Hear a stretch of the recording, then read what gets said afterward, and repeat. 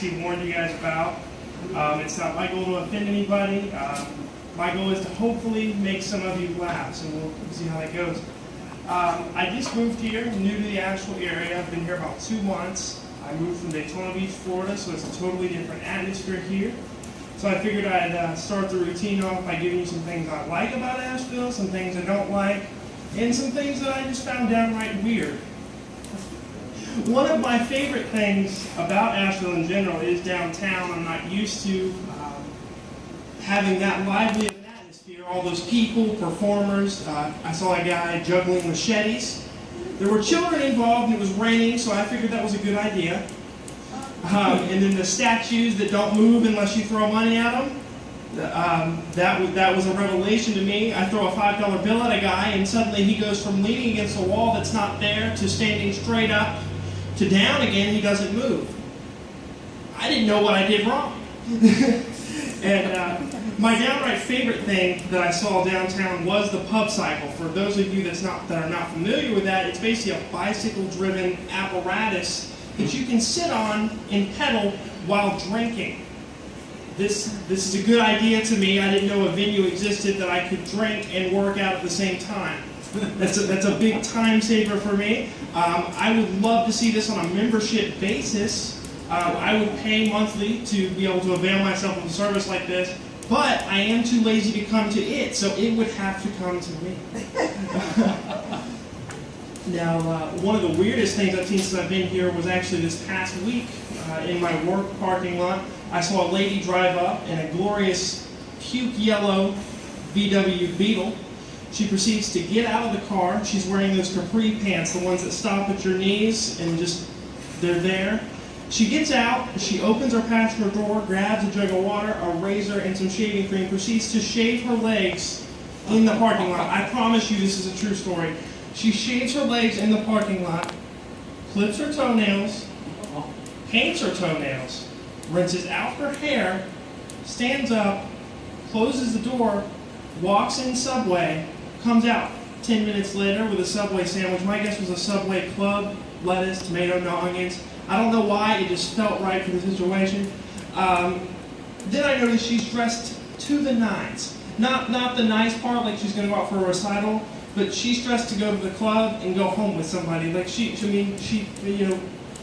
fishnets, platform heels, a mini skirt, the works. And then she doesn't go back to her car. This guy in a Jeep pulls up. She jumps in his car, and the first thing I noticed about this guy, he is the ugliest male I have ever seen. I swear to you, he is the ugliest guy I have ever laid eyes on ever. And I realized that I might be seeing my first prostitute in Asheville. This is really uncomfortable for me because where I'm from, you see it all the time. I was from a bad part of Daytona, and it was nice to go 2 months without seeing anything like that, but the streak was broken. I realized for this guy, this was the achievement of his life. Given the condition of his vehicle, he must have been saving ever since he knew prostitutes were a real thing.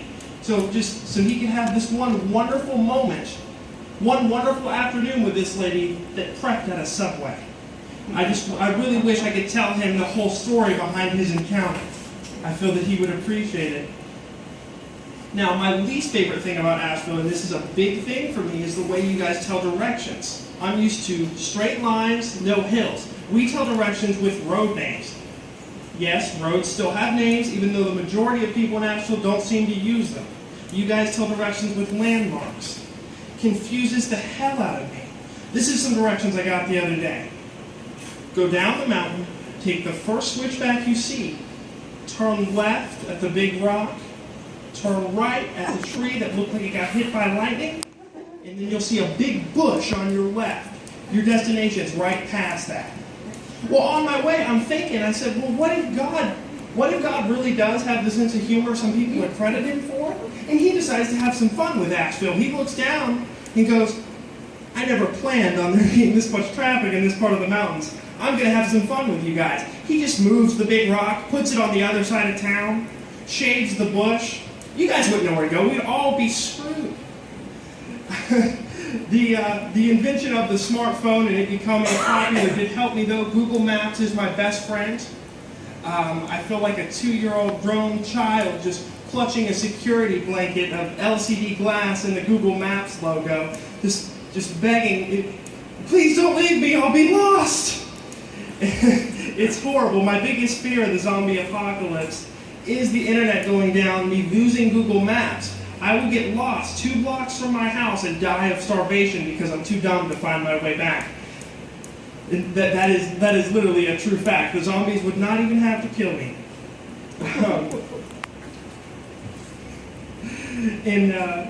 Needless to say, given the fact that I'm bad at directions, my parents were terrified to allow me a driver's license. About the time I turned 18, they decided, hey, you're an adult now, you pay for your own insurance, you can have your license. So I get my license. The first week that I have them, I'm in a Publix parking lot, I pick up some stuff for my mom, throw the groceries in the truck. I'm lazy. I don't take the car to the car corral. I push it. I want to see where it lands. Of course, it runs into this guy's car, a blue Hyundai. He's all the way at the door. He sees it. He's pissed. He starts running, trying to catch me. I jump in my truck and I drive away. I'm really happy. I don't think I'm ever going to see this guy again, ever. So over the next couple weeks, I experienced a string of bad luck, mostly related to me being on my phone while driving. It was a combination of my bad karma toward that gentleman in the Publix parking lot and my mother staring down at me going, I told you not to frickin' do that. So the first time, I run into a post at the gas station, because I'm not paying attention, mess up the mirror on my truck. The second thing, and I promise you this is a true story, I'm going to my girlfriend at the time, her house. Right past her road, there's a gate for a national park. I drove through the gate because I was speeding, didn't know where I was going. Nobody saw me. I got away with it. The third thing, I'm at a stoplight on a 6-lane highway. I go to make a left turn. I look up from my phone screen, I'm heading for the median.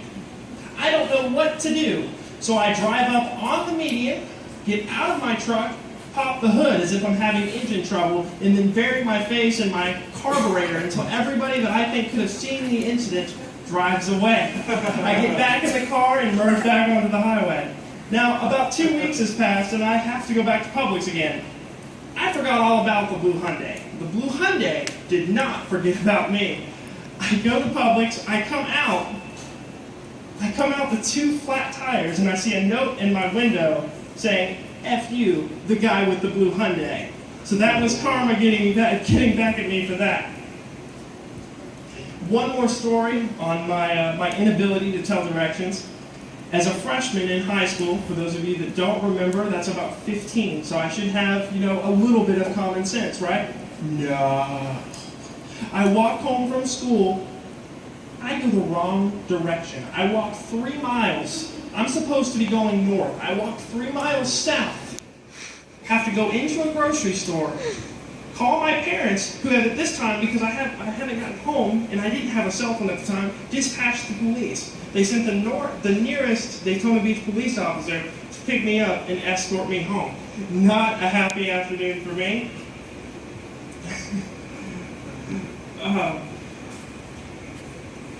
It's just amazing, how that was when my parents bought me a cell phone, is when I got lost on my way home from school.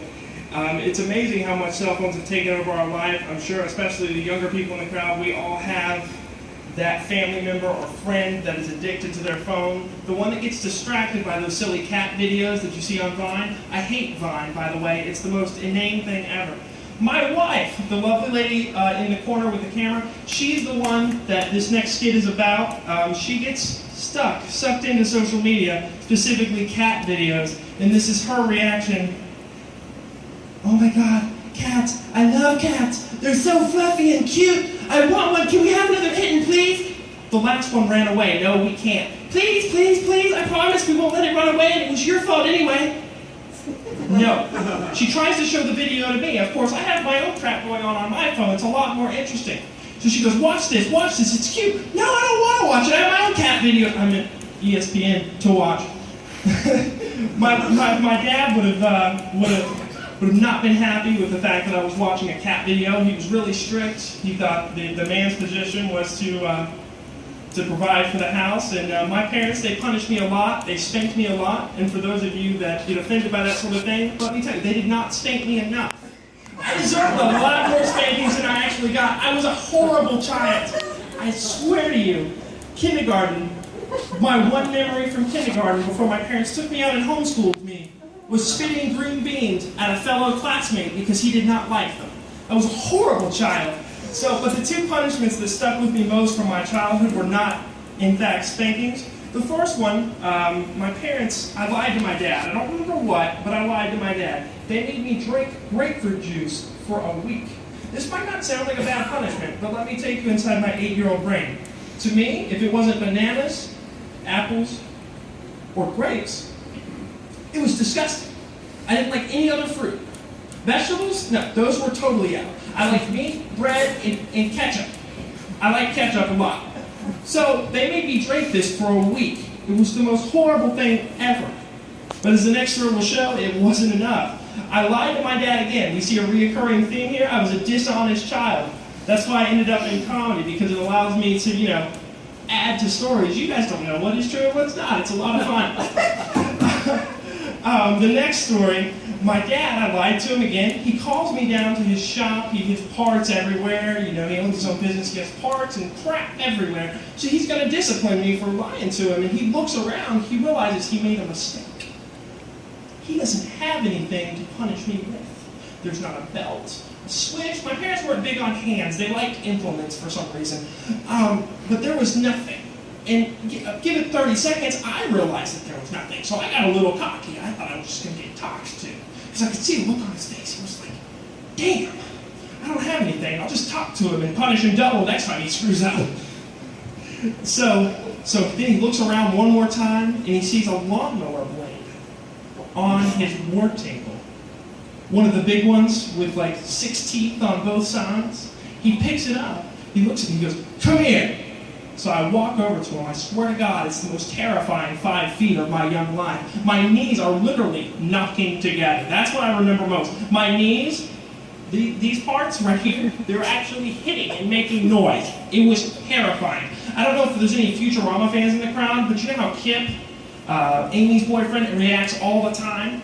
He's scared of everything? That's how I was in that exact moment. Absolute, unadulterated terror. So I get over to him, and he puts his hand on my shoulder, he raises the blade up, and I'm shaking. Then he proceeds to just talk to me and tell me how I need to be better behaved and not lie to him. I swear to God, the most terrifying punishment I've ever received in my whole entire life. Now, my last joke for you guys, once again, probably more of a story than anything. This is my favorite part of my routine. I was at work with a buddy of mine. It was about 8:30 p.m. I work at a small electronics store, so we sell iPads and computers and everything. And so we're closing up. A guy walks in. He has curly hair. His hair's going everywhere. His eyes are glowing. He's like twitching and everything. And he's high on something. He's just freaking out. He comes in. He goes, do you sell iPads? I want to buy an iPad, computer, digital camera, a video game console. I want all kinds of stuff. So he's freaking out, he's tweaking. I'm not really nervous. The biggest reason is because my other coworker, Kyle, I call him Second Amendment Kyle. He's a staunch supporter of his Second Amendment rights. He has concealed carry, and he has a weapon on him at all times. So I'm like, this guy can't be, that crazy. He doesn't want to shoot anybody, but I know he will. So I'm good. So he freaks out. He's bouncing around the store like a gorilla, just grabbing everything he can get his hands on. It's ridiculous. So finally, he gets to the counter and he goes for his wallet. He's trying to get his credit card. He's shaking so bad, he keeps dropping everything. And finally, he gets the card, he slides it, and I ask him, can I see the card? He goes, yeah, sure. So he hands me the card, he flips it over. I flip it over, it's not signed. Policy is I can't accept a card that's not signed. So I ask for ID. Sir, may I see your ID? No. Why do you need to see my ID? I can't accept a transaction this large without ID. I'm sorry, but I have to see ID. He goes, do you know who I am? I don't know who in the hell this guy, I've never seen him before. I said, no, sir.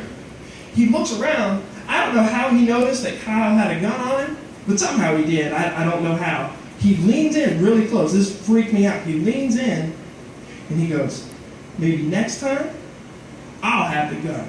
Or better yet, you'll be alone. And he walks out of the store. I never saw him again in my life. And I appreciate you guys listening to me, and I hope you enjoyed it.